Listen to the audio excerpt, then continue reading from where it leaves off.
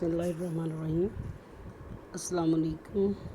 Today we are going to revise the poem Politics by W.B. Yeats. W.B. Yeats was born in 1865 and died in 1939.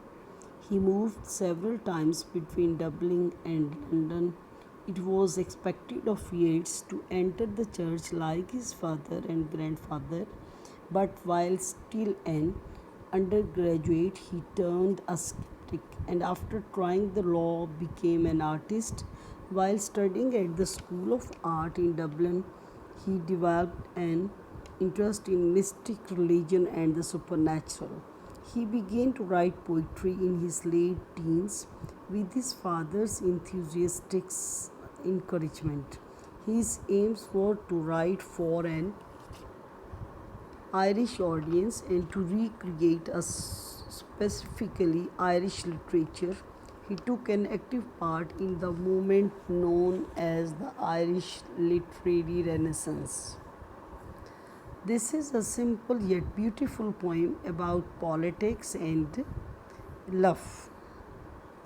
We live in an age when politics and politicking has assumed gigantic proportions. Yeats contrasts the reality of politics with the reality of love. And while the political reality is not denied, it is certainly questioned in the face of the greater reality of love. What politicians say may be true, but that girl standing there, symbolizing youth and love, offers a tempting alternative to the word of war's alarms. The word of power, politics, appears meaningless in the face of this reality.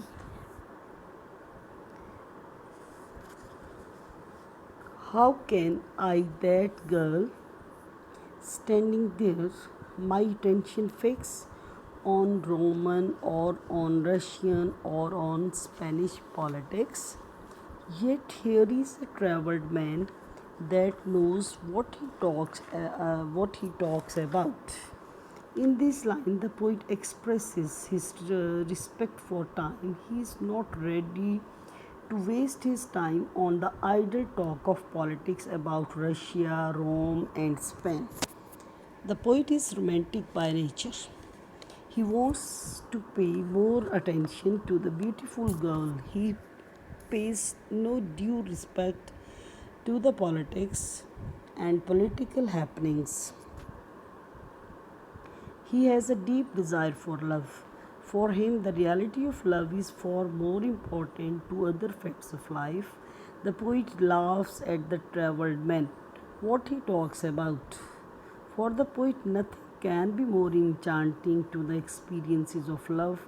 There is some sadness, regret on the part of the poet when he feels that physically he may not be able to go and embrace a beautiful girl. It is difficult for him to reverse the clock practically, but imaginatively he can. The poet gives more importance to the theme of love as compared to the game of politics. The poet looks after three departments of life, namely love, travel, and politics. Finally, he decides that love is the decisive force. He listens to a talk about Roman, Russian, and Spanish politics. On the other hand, he's given a choice to attend a girl. He is in a fix. In the meantime, a traveler is introduced. The poet compares the qualities of the politician and travelled man. The travelled has the knowledge of the things he talks about. His knowledge is first hand. He is very clear in his thinking. There is no contradiction in him. The poet has shown the approach of the travelled man in a very clear manner. And there is a politician that has read and thought, and maybe what they say is true, of war and war's alarms. But oh, that I were young again and held her in my arms. In these lines, the poet has thrown light upon the character and mental approach of a politician. The politician depends much upon his intellect, argument, thinking, and reading to express himself on a given subject. His task is very difficult because the art of politics is difficult to master. He is intelligent and clever, and he applies the knowledge of politics to practical problem to find an interesting and new solution. The politician has his own approach to problem and its solution, but the traveled man mocks at the politician who has read and thought. The poet admits that what the traveled man and politician and others say is beside the point. With the girl standing there, his uppermost desire is to hold her in his arms, and in order that he may be able to do so, he wishes that he were young again. The poet has beautifully contrasted the two realities of life, love and politics. Political realities cannot be denied, but love is a greater reality than politics. That girl standing there symbolizes youth and love. It is an alternative to the word of full of warmth. The word of power has no significance and meaning in the face of reality of love. The reality of love is a glorious reality in man's life, and it is crown of all emotions. The poet prefers to enjoy the sweet experience of love by holding the girl in his arms. Summary of the poem.